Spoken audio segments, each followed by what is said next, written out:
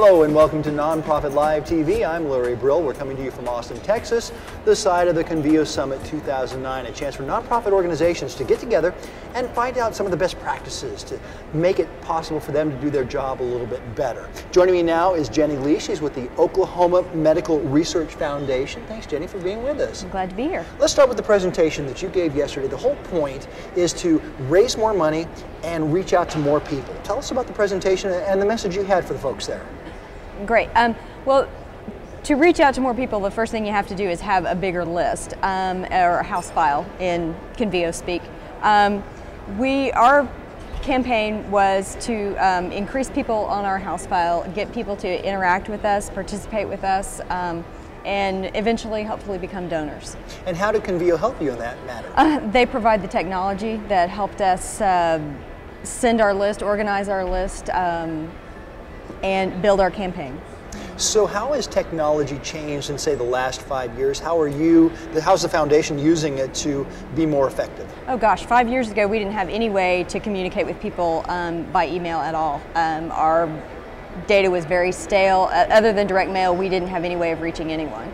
How important is it to, first of all, for a foundation, nonprofit foundation like yours, to grow the list, but then also to keep those people engaged once you've got them? It's critical. It's critical. You have to continue the conversation. You have to continue the relationship so that they find out more about your mission and then support your mission. Tell us a little bit about your mission and what the foundation does. Okay, we do basic biomedical research in disease areas like lupus, cancer, Alzheimer's disease, heart disease. And we don't develop drugs, we don't produce drugs. But what we do is get things to a point where they are ready for drug development. And hopefully the pharmaceutical company takes it from there. What about the size of your constituency? How many people out there are you reaching out to? We reach out to about 2,000 people now on our house file through email marketing, and through other means about 30,000. And what about training the staff and the volunteers and the people who are handling this technology? Has it been hard to make a transition as this new technology's come in? Not really, no. It's just a matter of kind of learning the tools, and it's like learning any other software, but not really, no. And looking back at your presentation, if you were to look at maybe the one takeaway that you want the people to walk out of there, the thought that you want them to have, what would that be?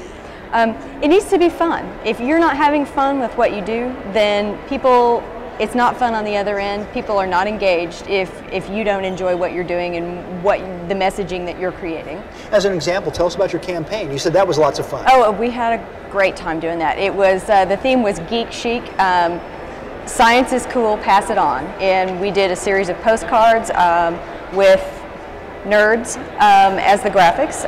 We gave away as the prize a personalized lab coat, safety glasses, and rubber gloves, science wear.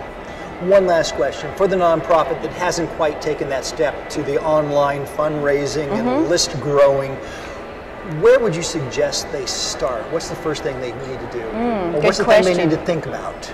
Good question. I think understanding who you're talking to online might be different than who you're talking to in an offline method.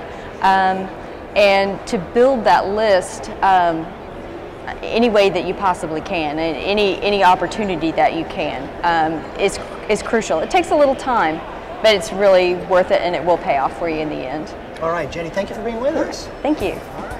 And if you'd like more information about what's going on at Convio 2009, Convio Summit 2009, it's right there. It's nonprofitlive.tv. I'm Larry Brill.